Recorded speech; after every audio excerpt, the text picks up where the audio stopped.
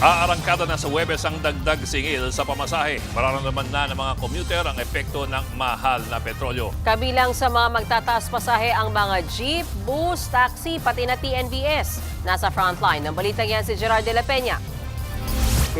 Approved na ng LTFRB. Simula sa Huwebes, 14 pesos na ang minimum na pasahe sa traditional jeepney. At kada kilometrong takbo, may dagdag na 20 centavos. Sa modern jeep naman, 2 pesos ang dagdag. Mula sa 15 pesos na minimum, 17 pesos na ito. Meron ding dagdag na 20 centavos sa kada kilometro. Ang mga ordinary city bus o yung mga Metro Manila bus, maliban sa mga bumabiyahe sa EDSA busway, 2 piso ang dagdag sa minimum fare, kaya magiging 15 pesos na ito. Ang kada kilometrong takbo ay naging 2 pesos and 49 centavos. May 24 centavos sa dagdag. Kung aircon bus naman ang sasakyan mo, 18 pesos na ang minimum mula sa dating 15 pesos. Ang kada kilometrong takbo ay 2 pesos and 98 centavos na. Tataas naman ang flag down rate ng airport taxi. Mula sa kasalukuyang 75 pesos ay magiging 115 pesos na ito. Walang mababago sa kada kilometro at 2 segundong patak sa metro. Ang mga Transport Network Vehicle Service o TNVS naman, nasa 13 hanggang 44% ang dagdag sa base fare, depende sa klase ng sasakyan. May 15% increase naman sa mga P2P buses. Epektibo na ang mga bagong pasahe na ito sa Huwebes, March 19. Pero para sa ilan, kakarampot lang ang pisong taas pasahe sa jeep.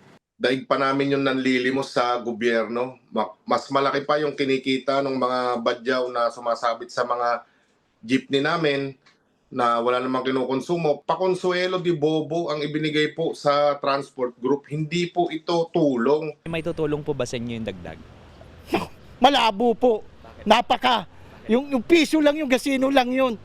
Sabi naman ni LTFRB Chairman Vigor Mendoza II, nakabase ang taas pasahe sa kanilang computation. Katunayan, 600 pesos hanggang 1,000 pesos daw ang dagdag sa kita ng mga tsuper. Ito po ang pinaka-sustainable plan para tuloy-tuloy lang po ang takbo ng ating pampublikong sasakyan. And as you note, we have not increased it more than the increase of minimum wage.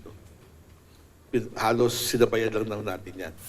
Bukod sa dagdag singil sa pasahe, meron pang ayudang inaasahan mula sa DSWD at ang fuel subsidy na posibleng ipamigay sa susunod na linggo. Ayon naman sa mga operator ng bus, hindi pa nakikitang stable ang presyo ng krudo, kaya baka humirit pa sila ng dagdag pasahe. Pag nag-increase ng so much, over 100 pesos, maaring we're planning to file again an increase. Handa namang makinig ang LTFRB kung magkakaroon man ng mga bagong petisyon.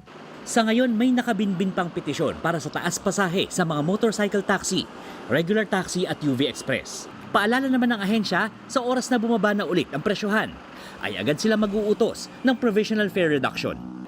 Nagbabalita mula sa Frontline, Gerard de la Peña, News 5. Mga kapatid, Ed Lingaw po, maging maalam at may pakialam sa mga napapanahong balita sa ating bansa. Para sa mas malilimang pagtalakay at paghimay sa mga issue at headlines, mag-follow at mag-subscribe sa social media pages ng News 5.